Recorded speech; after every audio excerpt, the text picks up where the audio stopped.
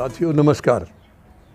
हमारी राजनीति में गंदगी लगातार बढ़ती जा रही है, बहुत तरक्की कर रही है। गंदगी जो है, भ्रष्टाचार जो है, ये दिन रात मतलब गंदगी बढ़ती जा रही है। बहुत दुखद है ये। पैसे का यानी गलत खर्चा जो सरकारें कर रही हैं, कोई कंट्रोल नहीं है, अपने आप की इनकी कोई जवाबदेही नहीं है। ये एक बहुत ही चिंता का विषय है, बहुत चिंता का विषय है। जहाँ पैसा खर्च करना चाहिए वहाँ नहीं करते हैं, जहाँ नहीं करना चाहिए वहाँ खर्च करते हैं और नाजायज़ तरीके से बहुत ज़्यादा करते हैं। जैसे कि अभी वर्तमान जो 6.5 साल से एक सरकार यहाँ अभी विराजमान है, इनका अगर देखा जाए, भ्रष्टाचार बेशक पिछली सरकारों में भी होता रहा है, लेकिन इन्होंने तो सारे रिकॉर्ड तोड़ दिए हैं, सारे रिकॉर्ड तोड़ दिए हैं। पहले पिछली सरकार में एक बोफोर्स का सौदा हुआ था जिसमें कुछ पता लगा था भ्रष्टाचार हुआ है, कुछ दलाली ली गई है। और आज जो सरकार है ये उस वक़्त विपक्ष में थे तो इन्होंने बहुत ज़ोर शोर से उस मुद्दे को उठाया था, बड़े ज़ोर शोर से चले थे। लेकिन अब इन्होंने देखिए, इन्होंने एक रफ़ाल का सौदा किया है, उसके अंदर बहुत बड़ा घपला है, बहुत बड़ी इसके अंदर रिश्वतखोरी हुई है, लेकिन वो कहीं भी किसी भी तरीके से सामने नहीं आ रही है। बहुत दुखद है। पता नहीं, मुझे नहीं समझ में आ रहा है, माननीय न्यायालय से भी ये क्लियर हो गया है कैसे हुआ है उनके पास शायद, क्योंकि माननीय न्यायालय का फैसले पर मुझे कोई कभी संदेह नहीं हुआ, ना हुआ है ना होगा।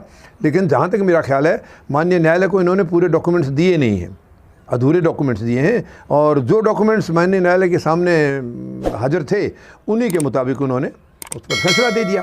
जबकि मुझे लग रहा है इसके अंदर बहुत बड़ा भ्रष्टाचार हुआ है, क्योंकि इसी दौरान में सीबीआई के डायरेक्टर थे, उनका अचानक से उनको रातों रात घर भेज दिया गया, रातों रात तबादला कर दिया गया वहाँ से। ये एक ज़रूर चिंता का विषय है, क्योंकि सुनने में आया था कि वो उस फाइल को निकाल रहे हैं, उसी फाइल को, रफ़ाल वाली को वो निकालने वाले थे उसकी जांच के लिए, तो उनको रातों रात ट्रांसफ़र कर दिया जाता है। तो ये बात समझ में नहीं आ रही है, ये इतना पैसे का गोलमाल हो रहा है उद्योग घरानों से मिल कर के। अब देखिए, नया संसद भवन बनवा रहे हैं, उसकी कोई ज़रूरत नहीं है, कोई ज़रूरत नहीं है। इधर एम्प्लॉइज़ का डीए तक बंद कर दिया सरकार ने, और गरीब के सर पर छत नहीं है, गरीब को 2 वक्त की रोटी नहीं मिल रही है, और इनको संसद भवन बनाना है। इसी मुताबिक और बहुत जगह, यानी रिजर्व बैंक से इन्होंने पैसा ले लिया है। ये अभी कोरोना काल में दुनिया भर का कॉर्पोरेट हाउसेज से हज़ारों करोड़ रुपए का दान लिया है। कहाँ गया है उस पैसे का कोई हिसाब किताब नहीं है।